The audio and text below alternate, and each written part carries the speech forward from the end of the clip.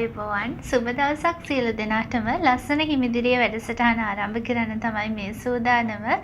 ඔබ දන්නවද මැහුම් කලාව ගැන? මැහුම් කලාව කිව්වහම අපිට ඉතිහාසයක් තියෙනවා. මේ රෙදි වස්ත්‍ර නිර්මාණය කිරීම ගැන කතා කරාම අපි දන්නවා කුවේණි රජ දවස දක්වා දීර්ඝ ඉතිහාසයක් විජය රජුගේ කාලය දක්වා ඒ ඉතිහාසය දිව යනවා. කුවේණි ගත්තාම කපු කෙටීමෙන් ආරම්භ වෙන මේ මැහුම් කලාව දීර්ඝ ඉතිහාසයකට නෑකම් කියමින් අද වර්තමානය දක්වා දියුණු වෙමින් ඇවිල්ලා තියෙනවා. ඉතින් අද වෙනකොට මේ මැහුම් කලාව අලුත් නිර්මාණ, නවීන තාක්ෂණ මේ සියල්ල මුසු වෙලා හරි අපූර්ව අවසාන නිර්මාණයක් ගොඩනැගිලා තියෙනවා. ඉතින් ඇඳුමකට පුළුවන් කෙනෙක්ගේ පෞරුෂය නිර්මාණය කරන්නට, හරි ලස්සන චරිතයක් ගොඩනගන්නට ඇඳුමකට පුළුවන් වෙලා තියෙනවා. අපි අඳින පළඳින ඇඳුම් වලින් අපි කවුද කියන එක මනින තත්ත්වයට අදපත් වෙලා තියෙනවා. ඉතින් සාර්ථක ඇඳුමක් සාර්ථක නිර්මාණයක් ගොඩනැගෙන්නට හරි ලස්සනට මේ මැහුම් කලාව පිළිබඳ ප්‍රගුණ කරන්නට අවශ්‍යයි.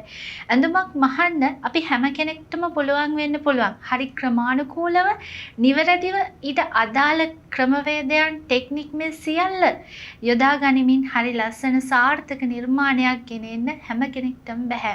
මේ පිළිබඳව හැදෑරීමක් කරන්නට අවශ්‍යයි. ඉතින් ඔබට තේරෙනවා ඇති අද දවසේ මම කතා කරන්නට සූදානම් වෙන්නේ මේ මැහුම් කලාව පිළිබඳව. ඉතින් මැහුම් කලාව ගත්තහම මැහුම් කලාව පිළිබඳ කතා කරන්නට ඒ පිළිබඳ හොඳින් දන්නා චරිතයක් අපිත් එක්ක එකතු විය යුතුයි. ඉතින් අද දවසේ අපිත් එක්ක එකතු වෙනවා මේ මැහුම් කලාව පිළිබඳ මනාව ප්‍රගුණ කළ, ඒ වගේම මේ කලාවත් එක්ක ජීවත් වෙන, මේ කලාවේ අලුත් වෙන දේවල් එක්ක ජීවත් වෙන, අලුත් වෙන කලාවත් එක්ක අලුත් ලස්සන නිර්මාණයන් කරන සුවිශේෂී දක්ෂ චරිතයක්. අපි දන්නවා කාන්තා පිරිමි ભેදයක් නැතුව මේ මැහුම් කලාවත් එක්ක එකතු වෙලා ඉන්නවා. ඉතින් කෙනෙක්ට කියන්නට පුළුවන් කාන්තාවකට නිර්මාණාත්මක හැකියාව තියෙනවා පුරුෂයාට වඩා කියලා. නමුත් එහෙම නැහැ.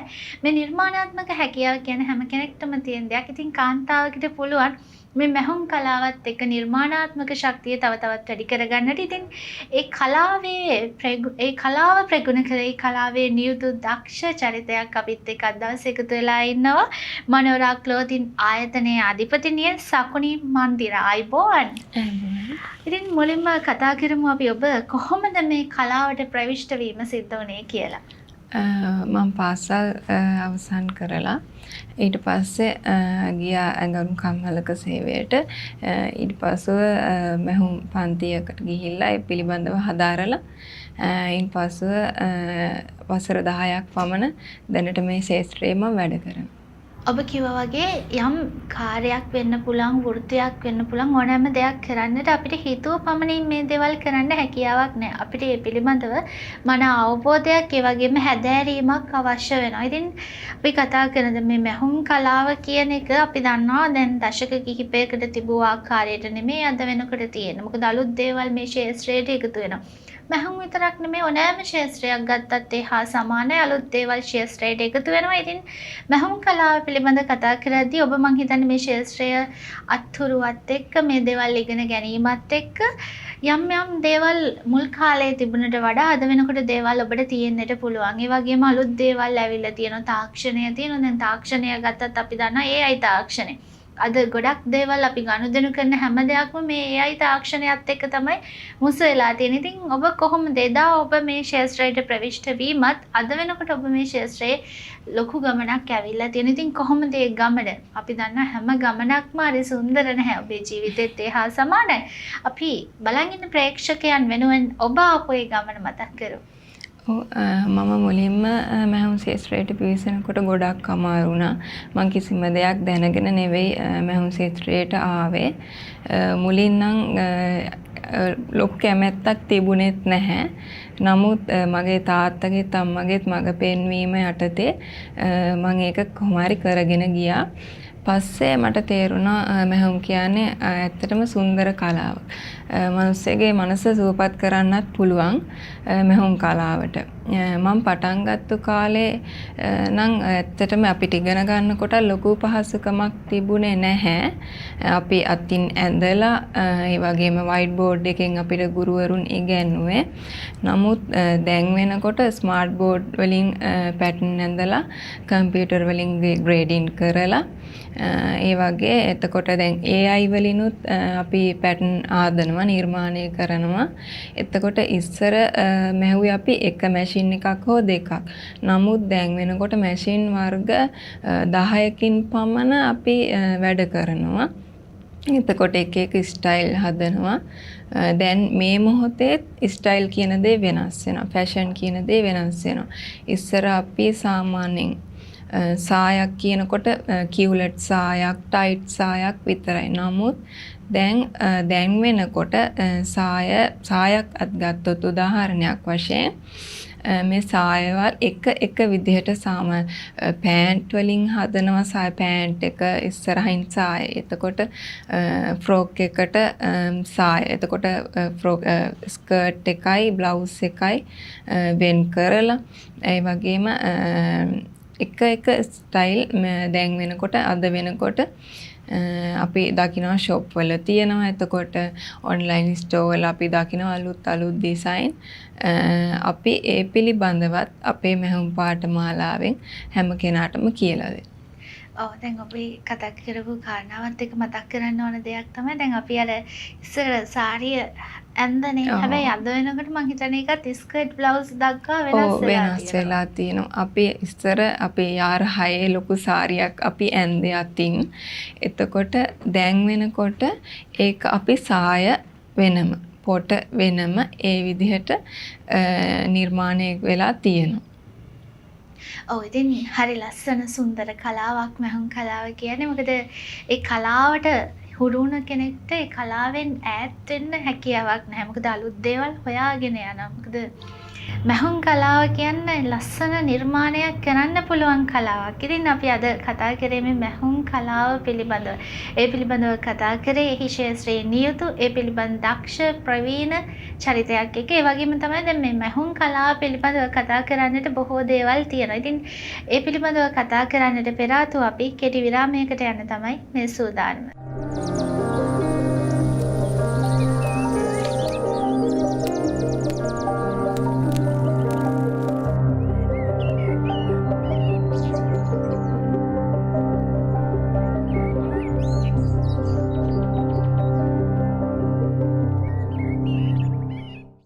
විරාමයෙන් පසු නැවතත් අපි සූදානම් වෙන්නේ මෙහුම් කලාව පිළිබඳ බොහෝ දේ කතා කරන්නට. ඉතින් අපි මුලින්ම සඳහන් කරා අලුත් දේවල් එකතු වෙනවා. දැන් අපි මුල් කාලේදී අපි දශක කිහිපයකට පෙර අපි අඳපු විදිහයි අද අඳින විදිහයි අතර ලොකු වෙනසක් තියෙනවා.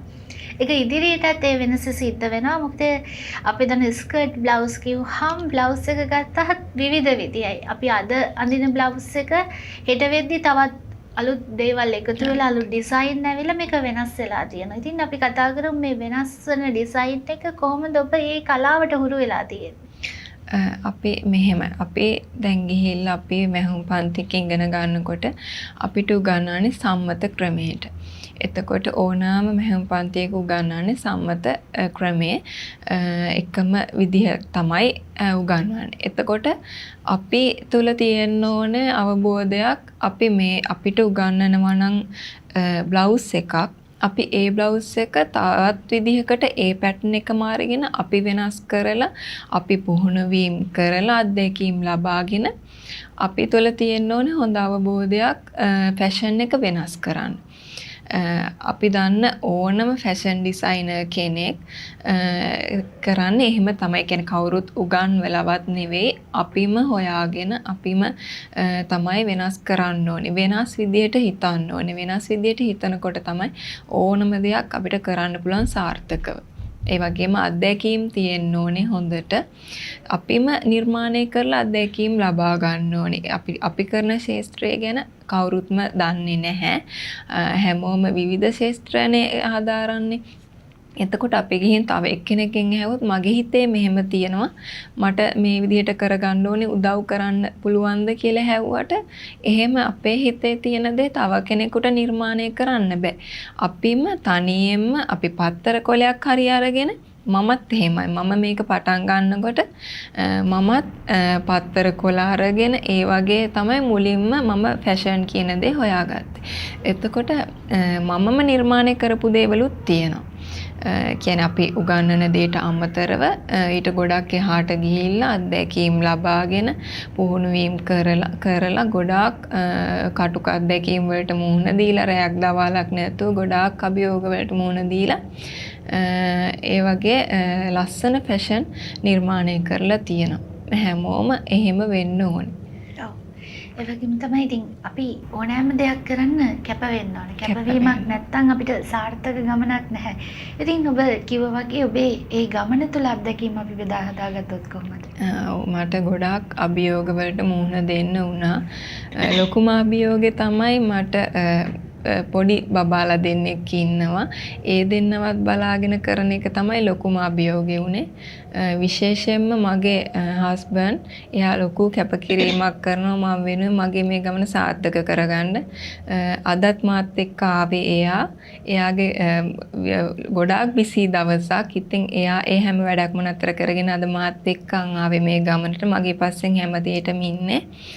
එතකොට මගේ අම්මා තාත්තා මගේ හස්බන්ඩ්ගේ අම්මා තාත්තා ඒගොල්ලෝ තමයි අපි කොහේ හරි යනවා නම් අපේ වැඩ වෙනුවෙන් අපේ බබාලා දෙන්න ආරක්ෂිතව බලාගන්න. එතකොට ඒගොල්ලන් හැමෝගෙම උදව් එක්ක තමයි අපි මේ ගමන යන්නේ. ඉතින් මං අර කලින් කිව්වා වගේ මගේ හැම වැඩකදීම මාත් එක්ක පිටිපස්සෙන් ඉන්නේ හස්බන්ඩ් තමයි. අපි දෙන්න එකතු වෙලා මම රෑ වෙනකම් මැහැරිලා සමහර දවසට 2යි 3යි මේ ටිකේම නිදා ගන්නකොට එක්සෑම් වලට මගේ එතකොට මම නිර්මාණ කරනකොට මගේ ව්‍යාපාරික කටයුතු කරගෙන යනකොට අපි දෙන සමහර දවසට පාන්දර 2යි 3යි නිදා ගන්නකොට ඒ වගේ ගොඩාක් කටුක ගමනක් තමයි අපි ආවේ.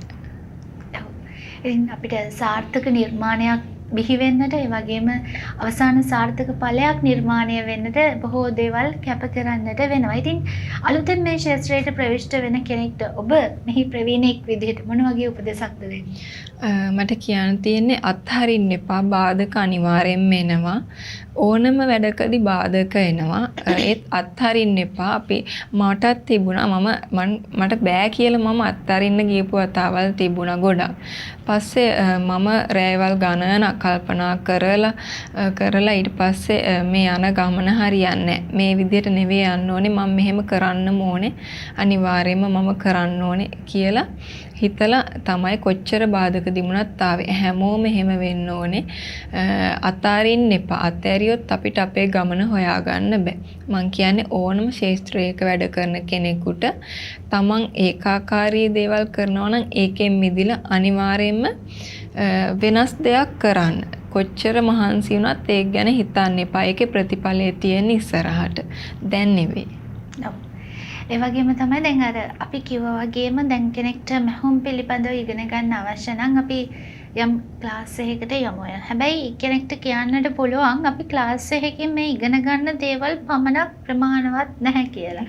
මොකද ක්ලාස් එකකින් අපිට තියරි ප්‍රැක්ටිකල් කියන මේ කාණ්ඩ දෙක යටතේ ඉගෙන ගැනීමේ හැකියාවක් තියෙනවා. නමුත් අපිට අලුත් වෙන දේවල් එක්ක අපේ ඉගෙනගත්ත දේවල් හැඩගස්වා ගැනීමේ හැකියාවක් තියෙන්නට ඕන. ඔබ කොහොමද මේ දේවල් ඔබට ගැළපෙන විදිහට හැඩගස්වා ගත්තේ?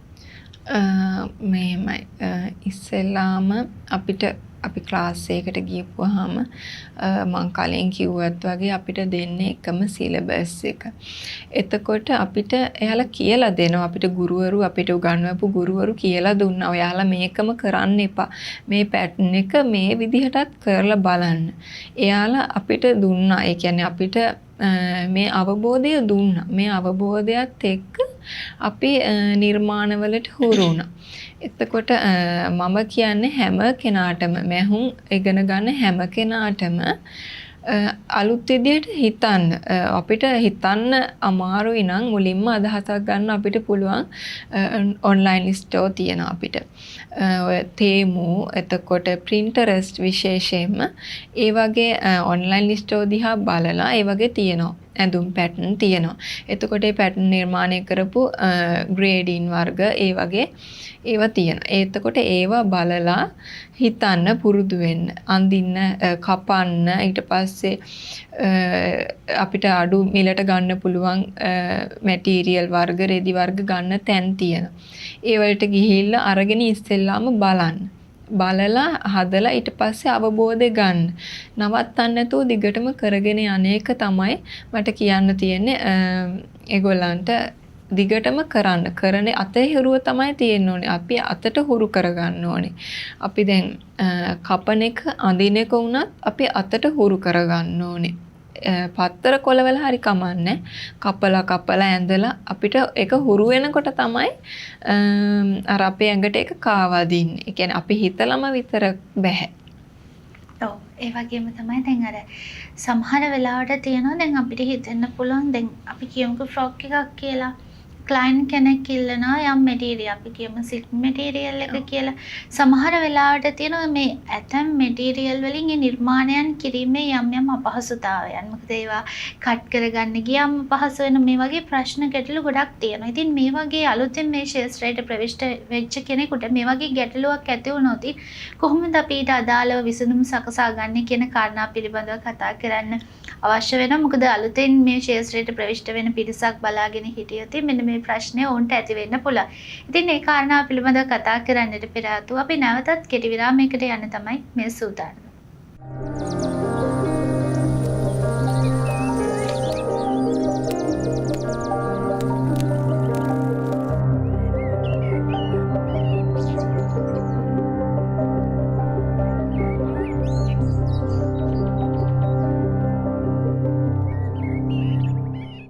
විරාමයෙන් පසු නැවතත් අපි කතා කරන්නට සූදානම් වෙන්නේ. විරාමයට පෙර ආතුව මම කිව්වා දැන් අලුතින් මේ ශාස්ත්‍රයට ප්‍රවිෂ්ඨ වෙච්ච කෙනෙක්ට ඒ වගේම දැන් මේ අතේ හුරු ඔබ කිව්වා වගේම අත්‍යවශ්‍ය. අපි හුරු වෙන්න ඕන දේවල් ඉගෙන ගන්න ඕන, අලුත් දේවල් සොයා ගන්න ඕන. මේකත් එක්ක යම් මැටීරියල් එක්ක අපි නිර්මාණයන් කරද්දී යම් ගැටලු තියෙනවා. කොහොමද අපි මේ ගැටලු निराකරණය කරගෙන සාර්ථක නිර්මාණයක් ගොඩනගන්නේ? අපි මෙහෙමයි දැන් අපි මැටීරියල් වර්ග තෝරගන්නකොට මුලින්ම අපි ගාවට ක්ලයන්ට් කෙනෙක් ඇවිත් කිව්වොත් මට පාටියක් තියෙනවා. මේ පාටියට මට මේ මැටීරියල් එකෙන් මට මේ ඇඳුම නිර්මාණය කරලා ඕනේ. නමුත් අපි දැනගන්න ඕනේ මහවුන් ශිල්පිනියන් විදිහට අපිට කෙනෙක් ඇවිල්ලා කිව්වොත් ඔය අපිට මේ මැටීරියල් එකකින් ඕනේ කියලා. නමුත් අපි දැනගන්න ඕනේ මේ මැටීරියල් එකකින් මේ අවස්ථාව සඳහා සුදුසු නැහැ. නමුත් අර ක්ලයන්ට්ගේ කැමැත්ත මත අපිට ඒක නිර්මාණය කරලා දෙන්න පුළුවන්. ඒත් අපි යාට එතනදී ඇතිවෙන අපහසුතාවයන් ගැන අනිවාර්යයෙන්ම කියලා දෙන්නට අවශ්‍යයි. ඒ කියන්නේ දැන් අපි සිල්ක් මැටීරියල් එකක් ගත්තොත් උදාහරණයක් වශයෙන් සිල්ක් මැටීරියල් එකක් අපිට හිරු රශ්මිය තියෙන තැනක ඇඳන් ඉන්න අපහසුයි. එතකොට ක්ලයන්ට් කියනවා නම් මට ඒකමයි ඕනේ කියලා අපි යාට ඒකදී ඇති වෙන අපහසුතා කියන්නම ඕනේ. මොකද එතකොට අපි ගාවට නැවත කෙනෙක් එනකොට හරි අපිට ඒ ක්ලයන්ට්ම හරි කියන්න පුළුවන් ඔයා ඇත්ත ඔයා කිව්වේ කියලා. ඊට පස්සේ ඒ කියන්නේ අපි තුල ඒගොල්ලන් ගැන අවබෝධය ඇති වෙනවා. එතකොට මම ඕනම කෙනෙකුට කියන්නේ මැටීරියල් එකක් තෝරගන්නකොට අපි බලන්න ඕනේ අපි යන අවස්ථාව මොකක්ද කියලා. මහුන් ඉගෙන ගන්න කෙනෙක් විතරක් නෙවෙයි අපි ඕනම කෙනෙක් අපි ලස්සනට අඳිනකොට ඉගෙන ගන්න ඕනේ අපි මේ අවස්ථාවට ගැලපෙන මොන වගේ මැටීරියල් එකක්ද මොන වගේ ෆැබ්‍රික් එකක්ද. එතකොට අපි AC එක වගේ හොටෙල් එකක් ඇතුලේ වගේ ඉන්නවා නම් සිල්ක් ප්‍රමාණවත්. නමුත් දැන් අහිරු රශ්මිය වගේ වැටෙන එලිමහන් තැනක ඉන්නවා නම් විශේෂයෙන්ම කොටන් වගේ ලිනන් වගේ ෆැබ්‍රික් වර්ග තමයි තාමත් සුදුසු. මොකද ඒ අවස්ථාවට අපිට මූණ දීමට අපහසුයක් සිද්ධ වෙන්නේ නැහැ. අපි මැටීරියල් තෝරගන්නකොට අනිවාර්යයෙන්ම ඒකට අපි මේ කියන්නේ එක ගැන අපිට අත්දැකීම් තියෙන්නම ඕනේ ෆැබ්‍රික් එකක් ගැන. ඔව් ඒ වගේම තමයි දැන් අර සමහර වෙලාවට මේ සිල්ක් මැටීරියල් කට් කරන්න ගියම කපන්න ගියම හැදෙන්න යනවා. ඒකේ අර අපි ප්‍රමාණවත් මිනුම් වලටනේ ගන්න. ඒකට මේ ප්‍රමාණවත් මිනුම් ගන්න බැරි වෙන අවස්ථා තියෙනවා. මම හිතන්නේ අලුතෙන් මේක හුරු වෙච්ච කෙනෙක්ට නම් ඒක ගැටලුවක් නැහැ. හැබැයි හුරු වෙච්ච නැති කෙනෙක්ට කොහොමද ඒවට ඒ කාරණාවන් සඳහා හුරු වෙන්නේ? කොහොමද මේක හරිය ලස්සනට මේ මිනුම් වලට ගැළපෙන විදියට කට් කරගන්නේ? කොහොමද සිල්ක් මැටීරියල් එක? සිල්ක් මැටීරියල් එකක් අපි කට් කරනකොට විශේෂයෙන්ම අපි සාමාන්‍යයෙන් මැහුම් ඉගෙන ගන්නවා පැටර්න් මේකින් ක්‍රමයට සහ රෙදි තුල තියලා කපන් ෆැබ්‍රික් එක මතම පැටර්න් එක කපන්න අපි ඉගෙන ගන්න. නමුත් සිල්ක් මත අපිට ෆැබ්‍රික් එකේ තියලම කපන්න අමාරුයි.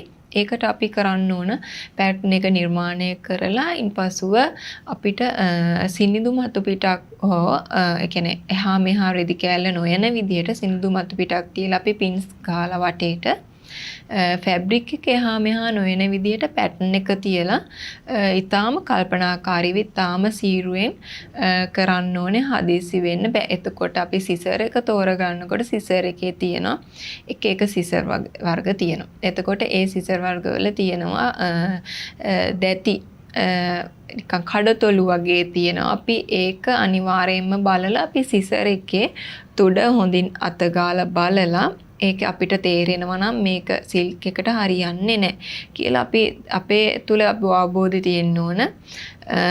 අර කඩතොළු නොවන හොඳ ෂාප් සිසර් එකක් තෝරගන්න ඕනේ. එතකොට අපිට පහසුවෙන්ම කපා ගන්න පුළුවන්. අපි බන්ඩල් එකක් වගේ ෆැබ්‍රික් බන්ඩල් එකක් වගේ එහෙම කපනවා නම් අපිට පුළුවන් තියෙනවා අර කටර් මැෂින් තියෙනවා.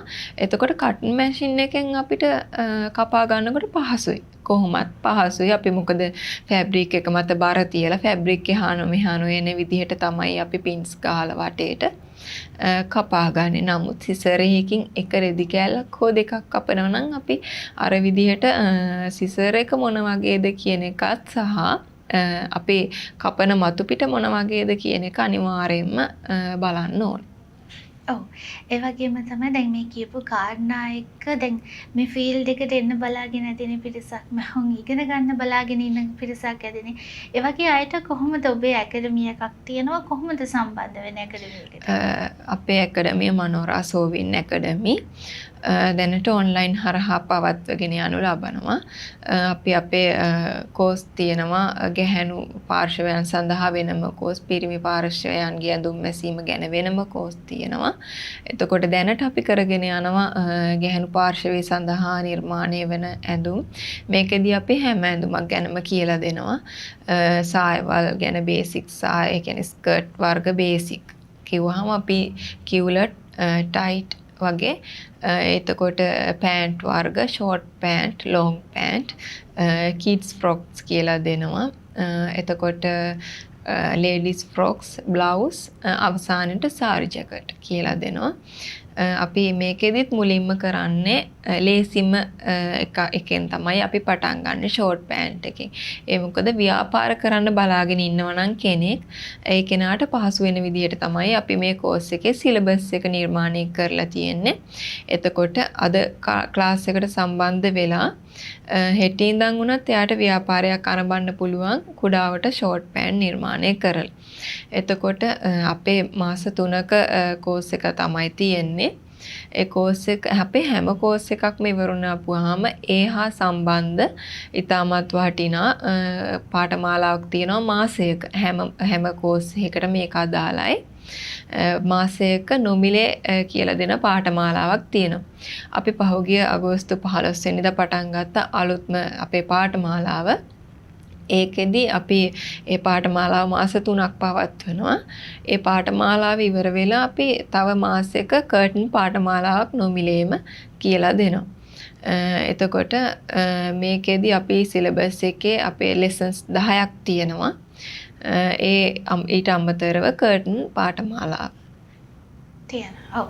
ඒ වගේම අපි මතක් කරමු දුරකථන අංක කොහොමද මේ ඔබේ පාඨමාලාවන් සඳහා ඇකඩමි එකට සම්බන්ධ වෙන්නේ කියන කාරණා පිළිබඳව දැනගන්න බලාගෙන ඉන්න කෙනෙක් වෙනුවෙන්. මගේ දුරකථන අංකය 076යි 46යි 40යි 448 WhatsApp වලට යොමු කරන්නත් පුළුවන්. එතකොට අපේ මනෝරා ක්ලෝතින් තියෙනවා Facebook page එකක්. ඒ page එකටත් අපිට පණිවිඩ එවන්න පුළුවන්. page එක හරහාත් අපේ දුරකථන අංකය ලබා ගන්නට පුළුවන්. ඔව්. ඒ වගේම සඳහන් කළ දුරකථන අංක වලට කතා කරලා ඔබට මැහුම් පිළිබඳව ඉගෙන ගන්න ආසාවක් උනන්දුවක් තියෙනවා, සම්බන්ධ වීමේ හැකියාවක් තියෙනවා. ඒ වගේම අපි අද දවසේ කතා කරේ මේ මැහුම් කලාව පිළිබඳව. මැහුම් කලාවට අලුතෙන් එන කෙනෙකුට අවශ්‍ය වෙන කාරණාවන් පිළිබඳව තමයි අද දවසේ අපි වැඩසටහනෙන් කතා කරේ. ඉතින් අපිත් එක්ක මේ කාරණාවන් පිළිබඳව කතා කරන්න සකුනි මන්දිරා එකතු වුණා. අයබෝවන්. ඒ වගේම ස්තුතිවන්ත වෙනවා. මොකද ඔබේ කාල වේලාව වෙන් කරලා අද දවසේ අපිත් එක්ක බොහෝ කාර්යබහුල කෙනෙක් විදිහට අපිත් එක්ක පුංචි හරි වෙලාවක් වෙන් කළා මේ බලන් ඉන්න ප්‍රේක්ෂකයන් වෙනුවෙන් ඉතාමත් වටිනා අදහස් ගොන්නක් අද දවසේ බෙදා හදාගත්තා. ඒ වගේම තමයි දැන් මේ ශාස්ත්‍රයට මැහුම් කියන්නේ තරංකාරී ශාස්ත්‍රයක් නෙති. මේ ශාස්ත්‍රයට අදත් පිරිසක් එකතු වෙනවා, හෙටත් පිරිසක් එකතු වෙද්දී දවස ගානේ මේ පිරිස් එකතු වෙනවා මේ මැහුම් කලාවත් එක්ක. ඉතින් මැහුම් කලාව කියන එක කාලයත් එක්ක වෙනස් වෙනවා, අලුත් දේවල් එකතු වෙනවා. ඉතින් මේ අලුත් දේවල් ඉගෙන ගන්න බලාගෙන ඉන්න කෙනෙක් නම් එකතු වෙන්න කියලා ආරාධනා කරනවා. ඒ වගේම දුරකථන අංක පෙර සඳහන් කරා. ඒ දුරකථන අංක වලට කතා කරලා ඔබට යම් ගැටලුවක් තියෙනවා නම් මේ මැහුම් කලාව පිළිබඳ ඉගෙන ගන්න ආස කෙනෙක් ඉන්නවා නම් ඔන්ලයින් ක්ලාස් සඳහා සම්බන්ධ වෙන්න කියන ආරාධනාවත් කරන ගමන්ම අපි වැඩසටහන අවසන් කරන්නට තමයි මේ සූදානම. මනෝරා ක්ලෝතින් ආයතනයේ අධිපතිනිය සකුනි මන්දිරා තමයි අද දවසේ අපිත් එක්ක මේ අදහස් බෙදා හදා ගන්නට එකතු වුණේ. ස්තුතිවන්ත වෙනවා ඔබටත්. ඒ වගේම තමයි මෙවැනි වූ ලස්සන හිමිදිරියේ වැඩසටහනේ අපි හැමදාම ගේන්නේ ඔබේ ජීවිතයට වැදගත් වෙන කාරණාවන්. අද දවසේ අපි මැහුම් කලාවට ප්‍රවිෂ්ඨ වෙන ඔබ වෙනුවෙන් ඔබේ ජීවිතයට යම් වටිනා අදහසක් එකතු කරා. ඉතින් මෙවැනි වූ වටිනා දේවල් බලන්නට දිගටම ලස්සන හිමිදිරියේ වැඩසටහනත් එක්ක එකතු වෙන්න කියන ආරාධනාවත් එක්කම අද දවසේ වැඩසටහන අවසන් කරන ඔබ සැමට සුබ දවසක්.